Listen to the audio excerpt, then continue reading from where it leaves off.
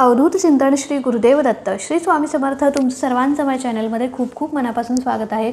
आजचा दिवस तुम्हाला शुभ जावो ही महाराजांची चरणी प्रार्थना करते आणि आजच्या व्हिडिओला सुरुवात करते। तर आजच्या व्हिडिओमध्ये आपण खूप सुंदर असा उपाय बघणार आहोत।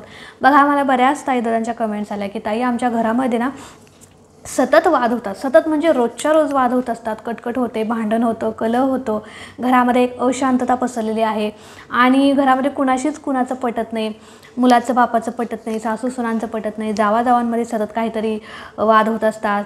त्याचबरोबर लहान मुलं असतात ती सतत काहीतरी किरकिर कटकट करत असतात, अभ्यास करत नाहीत आणि असं एखाद्या वेळेस होतं की साधं कुणाला काही जरी सांगायला गेलं, साधं जरी बोलायला गेलं तरी तो इतका चिडतो की त्याचं भांडणामध्ये रूपांतर होतं आणि आमच्या नवरा बायकोमध्ये पण पटत नाही। आमचं भांडण साध्या गोष्टीवरून जरी वाद झाला तर ते भांडण इतकं विकोपाला जातं की अगदी घरातच बसू वाटत नाही, घरातून कुठेतरी दूर निघून जावं की काय अशी परिस्थिती येते। बघा, मला बऱ्याच ताईंच्या दादांच्या अशा कमेंट्स वारंवार येत असतात की ताई यासाठी काही सेवा सांगा किंवा काहीतरी असा उपाय सांगा जेणेकरून आमच्या घरातील जे काही वाद आहेत, भांडण आहेत, कटकट आहे ते पूर्णपणे कमी होतील। बघा, त्याच संबंधीचा आजचा आपला व्हिडिओ आहे आणि त्याचवरती आज मी एक तुम्हाला सुंदर आणि खूप प्रभावशाली असा उपाय सांगणार आहे। उपाय जो आहे तो खूप साधा सोपा आहे करायला, पण तितकाच प्रभावी आहे। स्पेशली मी महिलांना सांगेल की बघा, आपल्या घरामध्ये सकारात्मक ऊर्जा नांदण्यासाठी, आपल्या घरामध्ये एक पॉझिटिव्ह एनर्जी टिकवून ठेवण्यासाठी आपण अनेक सेवा उपाय करत असतो।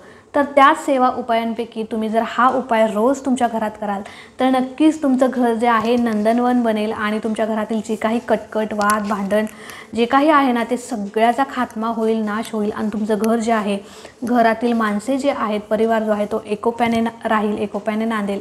बघा, आता काय करायचं आहे, तुम्ही हा उपाय जो आहे तो किती दिवस करायचा, तुम्ही 1 महिनाभर करून बघा, 15 दिवस करून बघा, नक्कीच तुम्हाला याचा चांगलाच आणि बेस्टच रिझल्ट येईल याची शाश्वती मी देते। इतका प्रभावी हा उपाय आहे।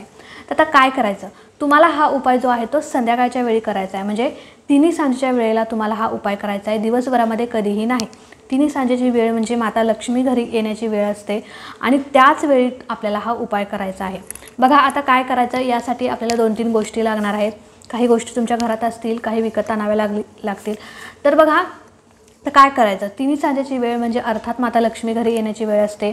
आपलं घर वगैरे आहे ते स्वच्छ ठेवायचं, झाडून लोटून घ्यायचं। त्यानंतर घरामध्ये दिवा वगैरे लावायचा, अगरबत्ती दिवा आपण देवाजवळ लावतो, अगरबत्ती दिवा वगैरे लावायचा आणि त्यानंतर तुम्हाला 6:30 ते 7:30 या काळामध्ये हा उपाय तुम्ही करू शकता किंवा थोडं पुढे मागे झालं तरी काही हरकत नाही, पण संध्याकाळच्याच वेळी तुम्हाला हा उपाय करायचा। आता काय करायचं, तुम्हाला एक पंती लागणार आहे। आता पंती किंवा जे मातीची प्लेट असते किंवा असं खोलगट भांडं असतं बघा, ते तुमच्याकडे असेल तर घ्या। मातीचं नसेल तर एखादं म्हणजे तुम्ही जे वापरत नाही आहे, भांडं पडून राहिलेलं आहे असं एखादं वापरात नसलेलं भांडं तुम्ही घेऊ शकता, खोलगट असावं। तर तसं भांडं तुम्हाला घ्यायचं आहे। त्यामध्ये तुम्हाला 2 चमचे तांदूळ टाकायचे। 2 चमचे तांदूळ टाकल्यानंतर त्यामध्ये तुम्हाला त्याच्यावरती कापूर टाकायचा आहे। कापूर टाकल्यानंतर त्याच्यावरती तुम्हाला कडुलिंबाची पाने टाकायचे। बघा, कापूर जो आहे तो भीमसेनी कापूर घेतला तर अतिशय उत्तम, नसेल तर तुम्ही आहे तो कापूर घेतला तरी काही हरकत नाही। 2-3 वड्या कापराच्या ठेवायच्या, त्यानंतर कडुलिंबाची पाने ठेवायची। कडुलिंबाच्या पानाचं आयुर्वेदामध्ये खूप जास्त महत्त्व आहे, अनन्यसाधारण महत्त्व आहे। आयुर्वेदामध्ये कडुलिंबाला अतिशय महत्त्वाचं स्थान आहे। बघा, आपण आपल्या शरीरावरती जी काही बॅक्टेरिया आहे, आपल्याला जे काही सततचं आजारपण असतं किंवा त्यासाठी आपण दररोज आंघोळीच्या पाण्यामध्ये जरी कडुलिंबाचा पाला टाकून ते पाण्याने आपण आंघोळ केली तर निम्मे आजार आपले कमी होतात। इतकी ताकद कडुलिंबाच्या पानामध्ये आहे आणि इतकं आयुर्वेदिक महत्त्व कडुलिंबाच्या पानाला आहे। तर कडुलिंबाची पाने त्याच्यावरती 5-6 कडुलिंबाची पाने त्यावरती ठेवायची। पहिला काय घ्यायचं, भांडं घ्यायचं, त्याच्यावरती 2 चमचे तांदूळ घ्यायचे, कापूर घ्यायचा, त्यानंतर कडुलिंबाची 5-6 पाने घ्यायची आणि त्यानंतर ते जे आहे ते प्रज्वलित करायचं। आता प्रज्वलित केल्यानंतर थोडंसं म्हणजे पूर्ण विझून द्यायचं नाही आणि ते सगळं पेटून झाल्यानंतर तुम्हाला त्याच्यावरती उदी टाकायची आहे। उदी म्हणजे बघा, ज्याचा धूर होतो ना, धूप जे आपल्या बाजारात मिळतं ते ऊद तुम्हाला घ्यायचं आहे, ते अर्धा चमचा किंवा थोडंसं तुम्हाला त्याच्यावरती जे काही आपण सामान घेतलं त्यावरती टाकायचं आणि त्याचा धूर करायचा आहे तुम्हाला। आणि हा धूर जो आहे तो तुम्हाला तुमच्या सगळ्या घरामध्ये तिन्ही सांजेच्या वेळेला फिरवायचा आहे। बघा एवढं सगळं घ्यायचं। परत एकदा मी सांगते, एक भांडं घ्यायचं, त्यानंतर त्याच्यावरती 2 चमचे तांदूळ टाकायचे, भीमसेनी कापूर असेल ते भीमसेनी कापूर टाका, नसेल तर साधा कापुराच्या 2-3 वड्या ठेवा, त्यानंतर 5-6 कडुलिंबाची पाने टाका, त्यानंतर तुम्हाला त्याच्यावरती उदी टाकायची आहे आणि उदी टाकून त्याचा असा धूर करायचा आहे। आणि तो धूर जो आहे तुम्हाला तुमच्या सगळ्या घरामध्ये, 1 खोल्यांचं घर असो, 2 खोल्या, 3 खोल्या, बंगला असो, फ्लॅट असो, सगळ्या घरामध्ये तुम्हाला फिरवायचं आहे। टॉयलेट आणि बाथरूम सोडून तुम्हाला तुमच्या सगळ्या घरामध्ये हा धूर जो आहे तो असा फिरवायचा आहे, पसरवायचा आहे।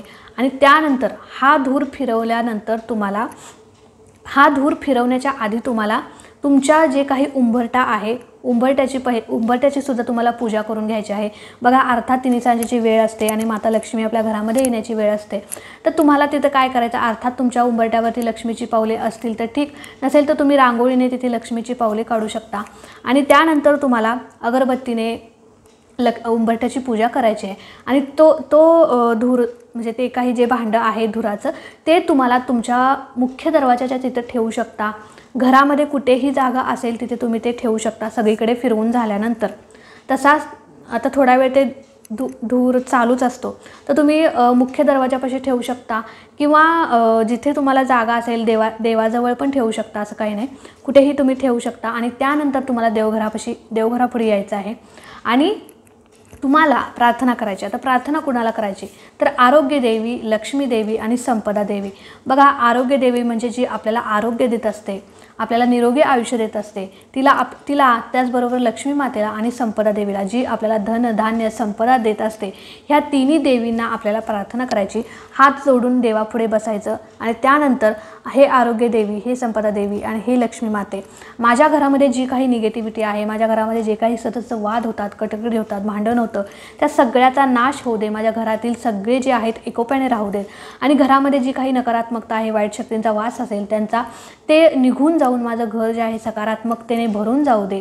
घरामध्ये माझ्या सगळे जे काही फॅमिली मेंबर्स आहेत ते निरोगी राहू देत, त्यांचं जे काही आजारपण आहे ते दूर होऊ दे। जर कोणी आजारी नसेल तर ते सगळेजण माझ्या घरातील सगळे मेंबर निरोगी राहू देत, अशी प्रार्थना तुम्हाला लक्ष्मी मातेला, आरोग्य देवीला आणि संपदा देवीला करायची आहे। आणि त्यानंतर हा उपाय जो आहे तो आपला पूर्ण होतो। तर आता हा अगदी छोटासा आणि साधा सोपा उपाय आहे, पण तितकाच प्रभावी आहे। तुम्ही रोज करून बघा, 1 महिनाभर तुम्ही करून बघा, तुम्हाला 100% याचा रिझल्ट येणारच येणार। आता काय बघा, आता रोज तुम्हाला रोज म्हणजे तिन्ही सांजेच्या वेळेला किंवा 2 दिवसातून एकदा तुम्ही केला तर काही हरकत नाही। रोज तुम्हाला शक्य नाही ना। आता बघा प्रत्येकालाच आपल्या सेवा असतात, उपाय असतात, पण प्रत्येकालाच रोज असे करणं, कुणाची लहान मुलं असतात, तर रोज तुम्हाला जर हा उपाय करणं शक्य नसेल तर 2 दिवसातून एकदा, आज केला की परवा, असं 2 दिवसातून एकदा केला तरी चालेल, पण मला तर वाटतं रोज करावा, जेणेकरून रोज कराल तर नक्कीच तुम्हाला याचा चांगला अनुभव येईल, चांगला रिझल्ट येईल। तर अगदी छोटीशी माहिती होती, मला तुमच्यासोबत शेअर करायची होती। व्हिडिओ जर आवडला असेल तर नक्कीच लाईक करा, शेअर करा। चॅनलवरती नवीन असाल तर चॅनलला सबस्क्राईब नक्की करा। भेटूया अशाच एका नवीन व्हिडिओसोबत, नवीन सेवेसोबत। तोपर्यंत खुश राहा, आनंदी राहा आणि सगळ्यात महत्त्वाचं या उपायांसोबतच, या सेवेंसोबतच स्वामींची सेवा देखील करत राहा। श्री स्वामी समर्थ।